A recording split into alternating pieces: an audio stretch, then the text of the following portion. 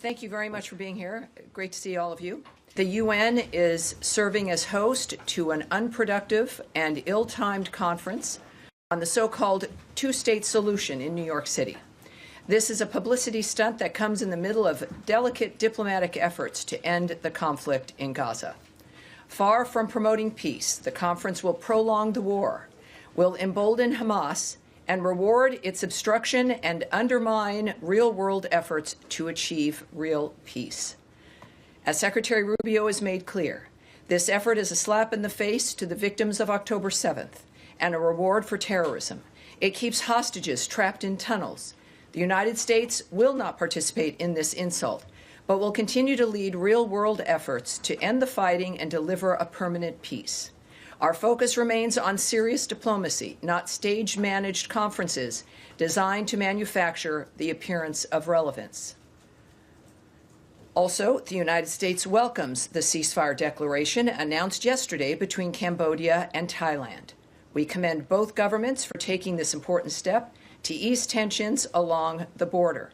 President Trump and Secretary Rubio spoke with their Cambodian and Thai counterparts on July 26th to underscore the need for an immediate cessation of the violence. Building on those conversations, the United States, working in close coordination with the government of Malaysia, co-organized the ceasefire talks in Kuala Lumpur on July 28th. These talks provided a vital platform for both parties to come together in good faith and ultimately reach agreement on a ceasefire. President Trump and Israeli Prime Minister Benjamin Netanyahu have issued seemingly contradictory statements on the humanitarian crisis in Gaza. Is there a rift emerging between the two leaders, and how is this impacting peace efforts, if at all? Well, of course, what I won't comment on is the nature of a relationship. What we've seen between the president and the prime minister has been a very good relationship. Certainly, this is a fluid, dynamic situation. That's an understatement when it comes to what's happening in Gaza, especially with the new efforts regarding the humanitarian assistance. I think that when we look at the nature of remarks by the president, there's one thing that's clear.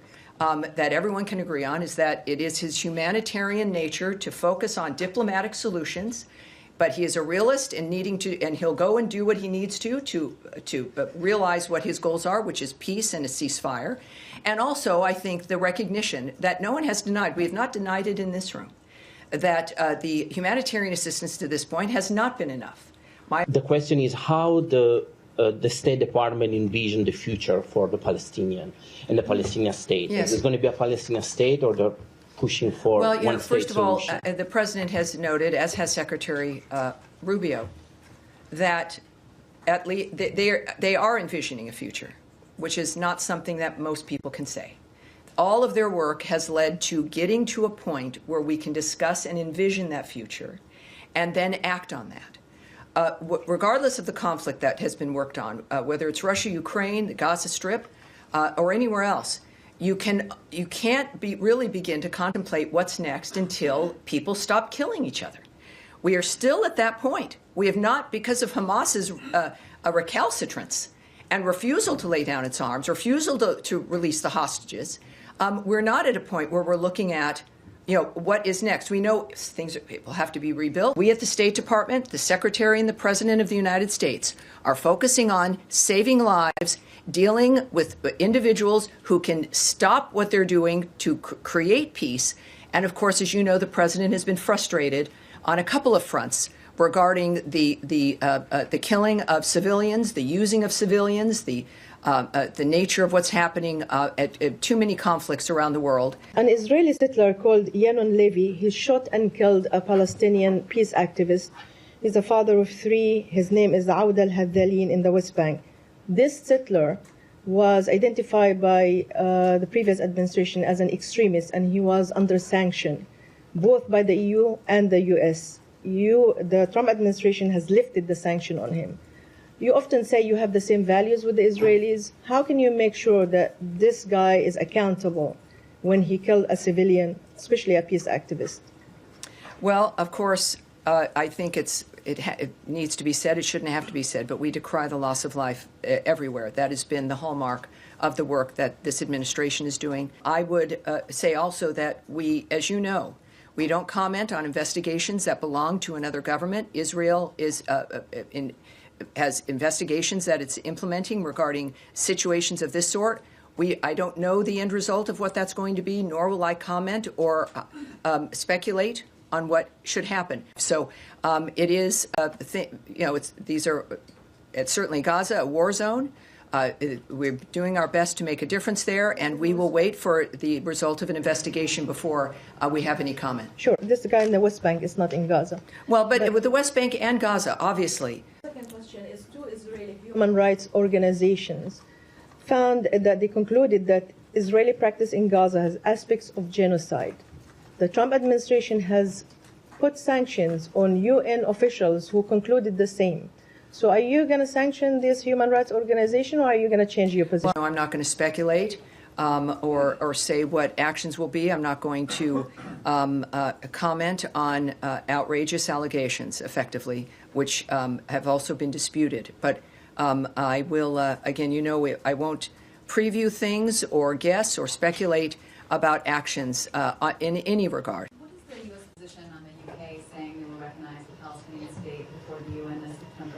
I know my colleague brought it up, but considering they're using it as leverage to try to stop some of the starvation that President Trump himself said he's concerned about taking place in Gaza?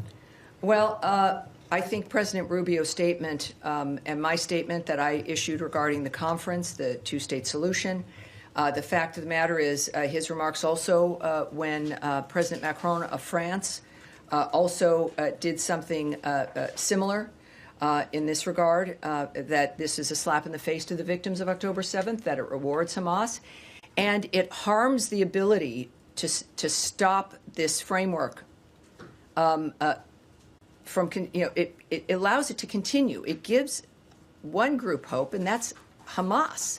It is a rewarding of that kind of behavior, that if you wait long enough, if you don't cooperate, if in any other normal environment where someone was so utterly defeated, they would surrender. In this case, that just does not occur. And part of it is because of perhaps the hope that they receive on how long the suffering lasts, how much that pushes the world to acquiesce to their arguments. And there's one group that benefits from the images and the reality of the horribleness, and that's Hamas. And so there's a reason why they don't cooperate and stop. According to the UN, there's been about more than 1,000 Palestinians killed at or near the aid site since May 27th. Does the U.S. have an assessment on that number? It is not. That's not something I will speak on or go into the details about regarding our assessments of that situation. Certainly a wartime situation, but in the details and the numbers, no, I won't speak to that. Russia will follow with certain concrete actions. And in fact, yesterday you told the media that now we are going to see some actions. Now, yes. The caveat that we have 10 days to go. Can you give a sense of you might not even have 10 days. I would just suggest, even when he set that 50-day timeline for Russia, I think one of the things I've said is, that's, who knows when that could happen. He's had timelines before in which he acted very quickly. With the president, he also noted that he shortened that timeline because he pretty much knew what the situation was. My question is, can you give us any sense of any preparation that's going on in this business so the Russians take it seriously? Well, clearly, President Trump has proven that he should be taken seriously because he's a serious man. And we've seen the results of that around the world. Again, most recently in the Indo-Pacific. Could you explain why talking about Palestinian statehood or Palestinian future in Gaza rewards Hamas or is a slap in the face to the victims of October 7th? It seems like, according to the United States, according to Israel, and obviously as well as all these other folks involved in these conversations now at the UN, no one has expressed a desire to have Hamas in power. So how is that? How does it reward Hamas? I think that it's very often, not most often, actions speak louder than words. And our argument is that there are certain actions you can take that reward in the midst of the defense of a country after a horrific atrocity implemented on October 7th. And the end result is, create a two-state solution, solve this problem, when in fact the problem was mass murder and just an indescribably obscene environment, and then the continuation of the terrorism of the people of Gaza, the first victims of Hamas.